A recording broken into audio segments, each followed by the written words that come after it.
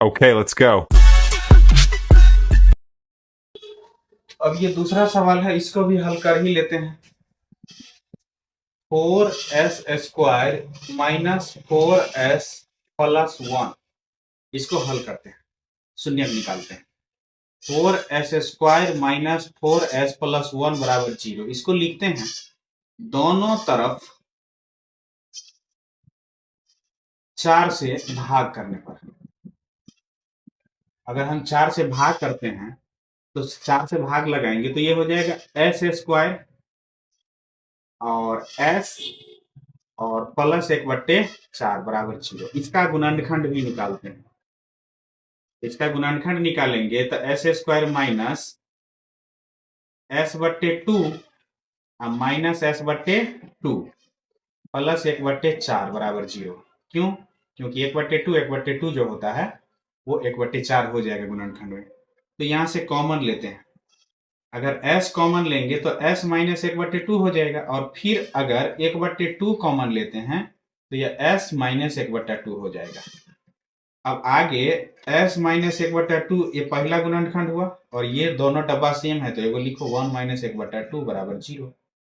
तो s बराबर s minus 1/2 बराबर 0, s माइनस 1/2 बराबर 0।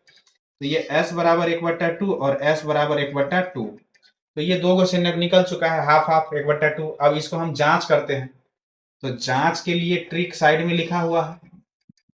जांच में लिखेंगे शून्यकों का योग।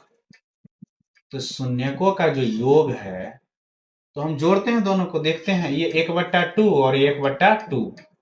तो 1/1, 2 का लघुत्तम 2, तो 1 प्लस 1 बराबर 2/2, काटेंगे तो 1/1, यानी 1/1 हम दिखाते हैं। अब पता है यहाँ पे मेंटेन करना पड़ेगा। कह रहा है कि फार्मूला है शून्यकों का योग x का गुणांक बटे x² का गुणांक, लेकिन इसमें x नहीं था, s था।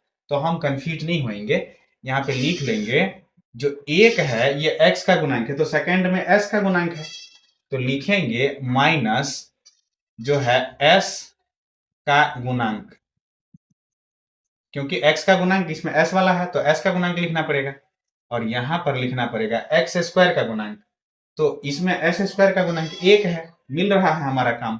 तो यहां पे लिखेंगे s² का गुणांक। तो इस प्रकार से ये प्रूव्ड हो गया। अब आगे है शून्यकों का गुणनफल। शून्यकों का गुणनफल, तो शून्यकों का गुणनफल में वही है 1/2 गुने 1/2 बराबर 1/4।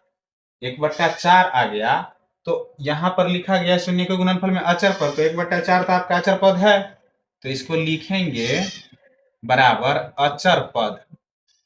यहाँ पे है x² का गुणांक, लेकिन इसमें पढ़े थे s² का गुणांक, तो s² का गुणांक इसके नीचे में कुछ नहीं तो 1 है, ये भूत छिपा रहता है, तो लिखेंगे s² का गुणांक।